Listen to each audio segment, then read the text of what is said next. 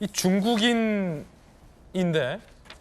우리나라에서 영주권을 취득한 사람들에게 주어지는 투표권과 건강보험 혜택이 정작 우리 국민들은 중국에 가서 그런 혜택을 받고 있지 못하는데 과도한 것 아니냐, 내지는 공정한 투표 결과를 침해하는 것 아니냐라는 논란으로 번지고 있습니다. 영주권자, 지방선거 투표권, 건강보험 적용 등 상호주의 원칙이 지켜지지 않는 사례들이 있다. 중국인인데 우리나라에서 이제 영주권을 취득한 3년 이상 거주하면 영주권자가 3년 이상 거주하면 이제 투표권이 나오는데 그렇게 되면 우리나라에 살지 않더라도 혹은 뭐 우리나라에서 무슨 일을 하는지와 관계없이 투표를 할 수 있다? 이게 과연 이 대한민국 국민을 대표하는 선거에 어떤 영향을 미칠까와 관련된 논란입니다. 정작 우리 국민들은 중국에서 저런 대우를 받지 못한다라는 문제 제기도 나오고요. 그래서 한동훈 장관이 지난해 12월에 외국인 투표권을 제한해야 된다라는 문제 제기를 했습니다. 들어보시죠. 상호주의 원칙을 고려하지 않은 상태에서 외국인에 대해서 투표권을 부여하는 것은 민의를 왜곡할 수 있다는 상식적인 우려가 있는 것으로 알고 있습니다. 상호주의. 만약에 이제 중국에서도 우리 국민들이 투표를 할 수 있거나 그런 권리가 주어진다면 양쪽이 다 그런 건데 우리나라만 원웨이입니까?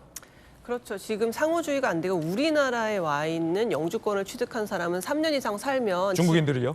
영주권을 가지고 있으면 대부분 이제 조선족들 중국인들이죠. 근데 그분들이 3년 이상을 살면은 지방선거에는 투표를 할 수가 있는 거예요. 이게 2005년도에 도입된 제도인데 그때 노무현 대통령이 다문화를 막 추진하면서 그때 이제 이러한 제도도 도입이 됐던 건데 그때 이게 아시아 최초였어요. 그래서 다른 나라에서 다 그렇게 하고 있는데 우리가 이렇게 도입한 게 아니고 굉장히 이례적으로 도입한 거였거든요. 그만큼 우리가 이렇게 세계화되고 있다는 걸 이제 보여주기 위한 어떤 그러한 행보가 아니었나 싶은데 지금 돌이켜 생각해 보면 사실 이 영주권을 취득하는 분들의 상당수가 이제 조선족들, 원래 국적을 가지고 계신 분들이거든요. 근데 이제 이분들이 한국에 와가지고 아무래도 조선족이고 우리랑 혈통이 같으니까 우리 국적을 따겠지라고 생각했지만 전혀 그렇지 않고요. 이분들은 중국 국적을 포기하지 않아요. 왜냐하면 이중 국적을 중국에서는 허용하지 않기 때문에 우리 국적을 따는 순간 중국 국적 버려야 되거든요.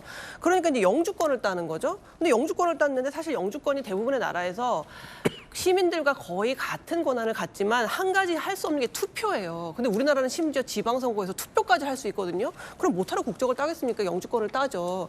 그래서 이제 이런 식으로 이제 운영이 됐던 거였는데 아무래도 투표라는 거는 국민들에게만 주어지는 굉장히 강력한 특권인데 한 3년 정도 산 사람에게 지방선거에 대한 투표권을 주는 게 옳으냐. 그리고 중국에 가 있는 우리나라 사람들 영주권을 가졌다 해도 투표권을 못 갖는데 이게 상호주의에 맞냐라는 논의가 시작되고 있는 거고요. 이걸 단지 중국을 견제하기 위해서 이런 것들을 제고해야 된다라기보다는 상호주의 원칙에 따라서 이게 과연 합당한가에 대해서는 한 번쯤 논의해볼 필요가 있는 것 같습니다. 예, 이제 중국 동포라는 표현이 더 통용되고 있죠. 중국 동포들에 대해서 영주권을 취득했다 해서 투표권까지 주는 것이 지나치지 않느냐라는 논란까지 번졌습니다.